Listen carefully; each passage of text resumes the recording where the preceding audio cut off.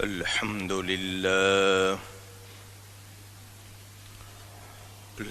لله رب العالمين والعاقبة للمتقين والصلاة والسلام على رسوله سيد المرسلين رحمة للعالمين شفيع المذنبين سيد الأولين والآخرين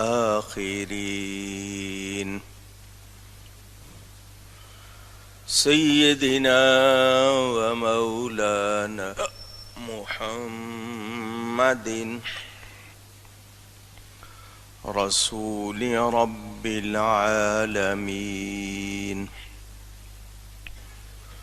وعلى آله وصحبه أجمعين. أما بعد فأعوذ بالله من الشيطان الرجيم. بسم الله الرحمن الرحيم.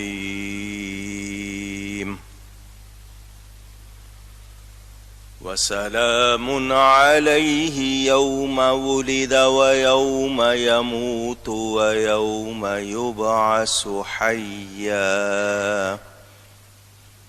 صدق الله العلی العظیم. محبت کے ساتھ ایک مرتبہ دروشی پڑھ لیجئے. اللهم صل على سيدنا ومولانا محمد معدن الجود والكرم وآله وصحبه وبارك وسلم. الصلاة والسلام عليك يا رسول الله. الصلاة والسلام عليك يا حبيب الله.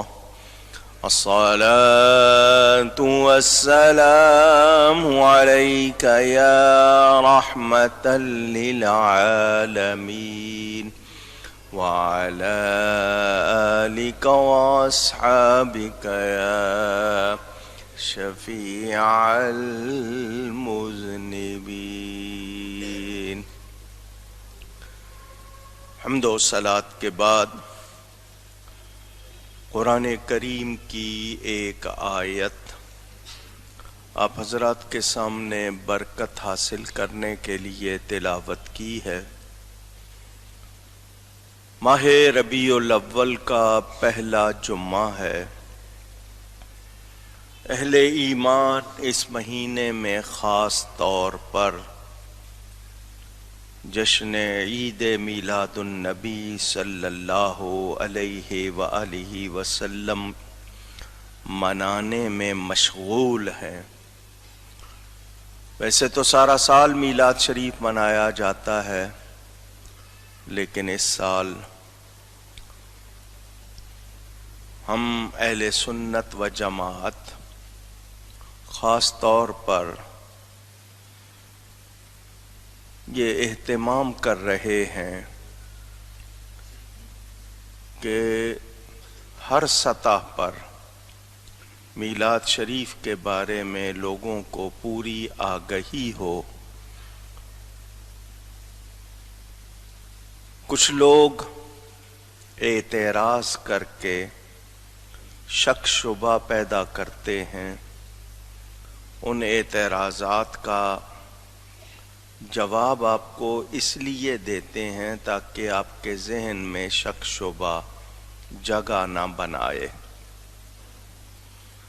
محبت والوں کو دلیل کی ضرورت نہیں ہوتی، لیکن جب بوچھاڑ ہو، یلغار ہو دوسروں کی طرف سے، تو کسی کا ذہن الجھ نہ جائے، اس لیے کچھ باتیں دہراؤں گا تاکہ آپ کے ذہنوں میں کسی شک نے اگر کوئی راہ بنا لی ہے تو وہ نکل جائے، اور اہل محبت، اہل ایمان اسی ذوق و شوق کے ساتھ، بلکہ زیادہ ذوق و شوق کے ساتھ میلاد شریف منائیں۔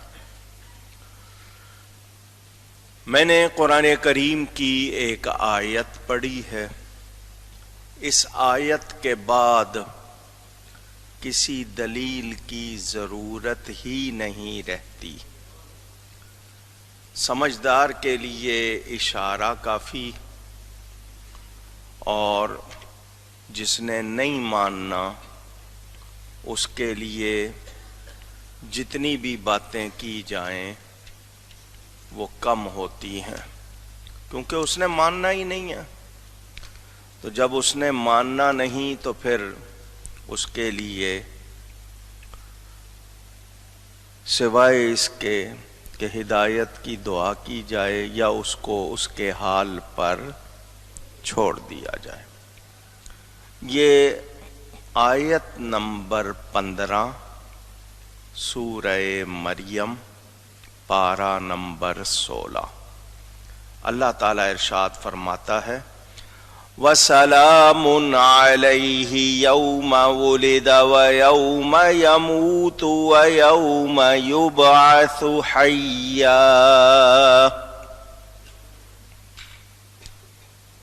اور سلام ہے، سلامتی ہے اس پر جس دن پیدا ہوا۔ قرآن کریم کی آیت کو پڑھتے ہوئے ہم نے یہ الفاظ دیکھے کہ اس میں لفظ یوم موجود ہے، اس میں ولیدہ کا لفظ موجود ہے، یوم ولیدہ جس دن پیدا ہوا۔ یہ نبی کے یوم ولادت کا ذکر ہے حضرت یحییٰ، حضرت عیسیٰ علیہ السلام کے حوالے سے۔ اللہ تعالی نبی کے یوم ولادت پر سلام بھیج رہا ہے۔ کیا اس کے بعد کسی اور دلیل کی ضرورت رہتی ہے؟ اگر نبی کا یوم ولادت، پیدائش کا دن اہم نہیں ہے، خاص نہیں ہے، تو پھر اس دن کا ذکر کرنے کی ضرورت، پھر اس دن پر سلام بھیجنا، سلامتی کا ذکر، اس نے واضح کر دیا کہ نبی کا یوم ولادت خاص دن ہے، اور ایسا دن ہے جس پر اللہ کی طرف سے سلامتی اور سلام آ رہا۔ اب اس کے بعد کوئی کہے کہ جی میلاد کا کہیں ذکر ہے، تو پھر یا تو وہ اندھا ہے، یا پھر ناسمجھ ہے، یا پھر ضدی ہے، ہٹ دھرم ہے، جو ماننا چاہتا نہیں۔ اس ایک آیت کے الفاظ تمام اعتراضات کا جواب ہیں۔ اس کے باوجود قرآن کی دوسری آیات بھی ہیں، احادیث بھی ہیں، اور شرعی بہت سے ثبوت موجود ہیں۔ میرا یہ جملہ پہلے بھی میں نے کئی مرتبہ آپ کو سنایا ہے، پھر سنا رہا ہوں۔ میلاد سے روکنے والوں کے پاس کوئی کچی دلیل بھی نہیں ہے روکنے کی، اور میلاد منانے والوں کے پاس میلاد منانے کی ایک نہیں سینکڑوں پکی دلیلیں ہیں۔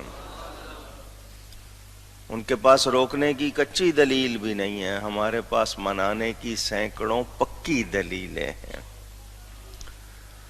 انسان کا میلاد قرآن میں بیان ہوا، انسان کیسے بنا پورا میلاد بیان ہوا ہے قرآن میں، نبیوں کا میلاد بیان ہوا ہے قرآن میں، حضرت آدم کا، حضرت حوا کا، حضرت ابراہیم کا، حضرت موسیٰ کا، حضرت مریم کا، حضرت عیسیٰ کا پورا بیان موجود ہے۔ تو کوئی یہ کہے کہ قرآن میں ذکر میلاد نہیں ہے تو پھر ایسا شخص قرآن کو سمجھتا نہیں۔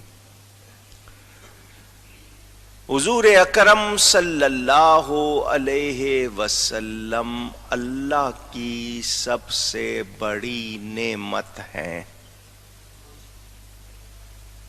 قرآن سے بھی گواہی ہے اور حدیث سے بھی گواہی ہے۔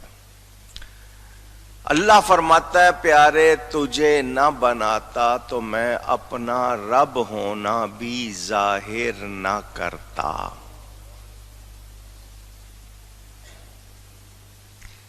یعنی حضور نہ ہوتے تو رب ہو کر بھی ظاہر نہ ہوتا۔ اس بنیاد پر ہم یقین سے کہتے ہیں ہمیں تو خدا بھی ملا ہے تو بارگاہ مصطفیٰ سے ملا ہے۔ توجہ، ہر شے اللہ کی نعمت ہے، ہمارا پورا وجود اللہ کی نعمت ہے، کوئی شبہ نہیں۔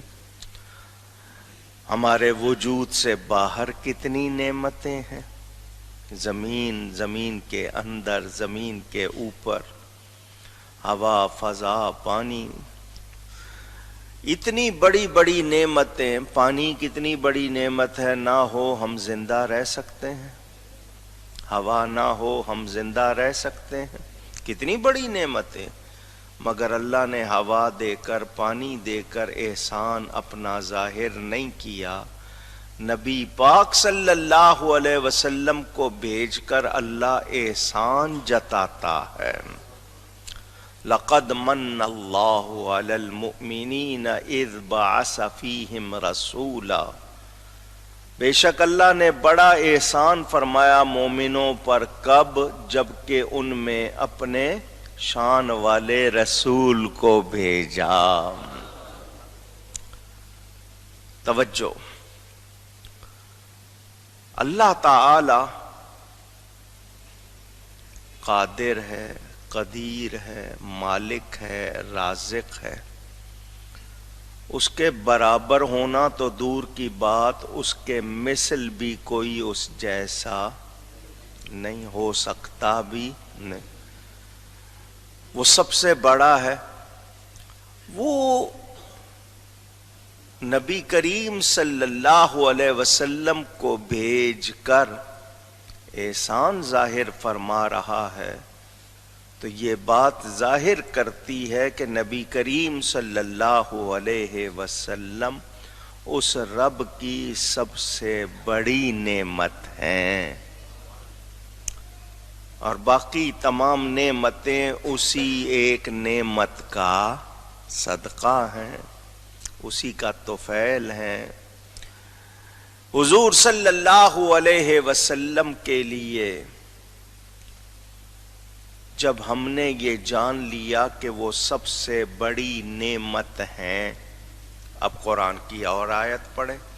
اللہ فرماتا ہے وَأَمَّا بِنِعْمَةِ رَبِّكَ فَحَدِّثْ، اور اپنے رب کی نعمت کا خوب چرچا کرو۔ نبی کریم صلی اللہ علیہ وسلم سب سے بڑی نعمت آپ نے مانا، جانا، اور اللہ فرما رہا ہے رب کی نعمت کا خوب، اونچی کہیے، اللہ فرمائے چرچا کرو، اور کوئی کہے کہ نہیں ذکر بھی نہ کرو، تو کس کی مانیں گے؟ اللہ تعالیٰ کی مانیں گے۔ نبی کریم صلی اللہ علیہ وسلم سب سے بڑی نعمت ہیں تو ان کا چرچا بھی سب سے زیادہ کریں گے۔ آپ کو اولاد ملتی ہے، اولاد نعمت ہے، آپ چرچا کرتے ہو، خوشی کرتے ہو۔ آپ کو رزق ملتا ہے، ترقی ملتی ہے، آپ اس کو اپنے لیے نعمت سمجھتے ہو، آپ چرچا کرتے ہو۔ عہدہ مل جائے، کوئی اور خاص منصب مل جائے، کوئی انعام مل جائے، آپ اس کو نعمت سمجھ کے چرچا کرتے ہو۔ تو رب کی سب سے بڑی نعمت پر چرچا کرنا غلط ہو سکتا نہیں۔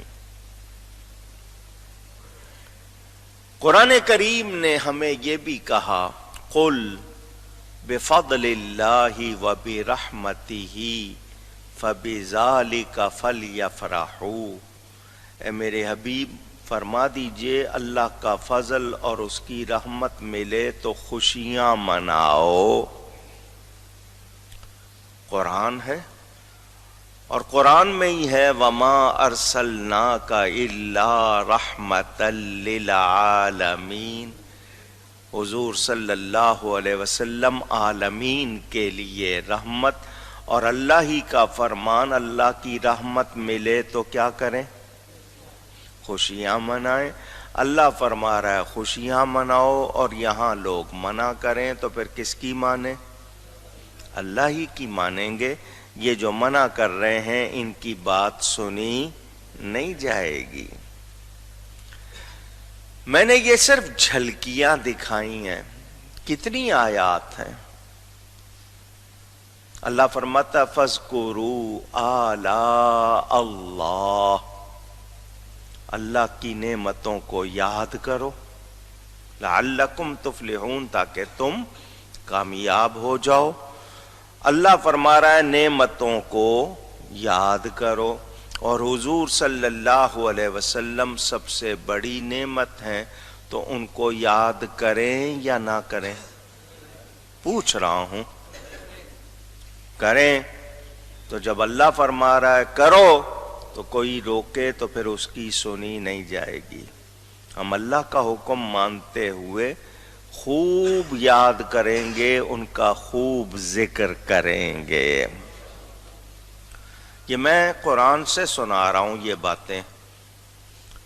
اب مومن کے لیے کوئی شبہ نہیں رہتا، جو مومن نہیں ہے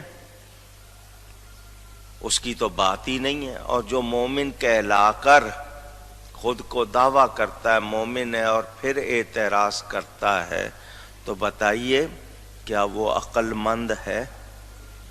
وہ اپنا ایمان ضائع کرنا چاہتا ہے، اپنے لیے دنیا و آخرت میں خرابی جمع کرنا چاہتا ہے۔ ایمان والا اتنی باتیں سن کر کسی شک شبے میں نہیں رہتا۔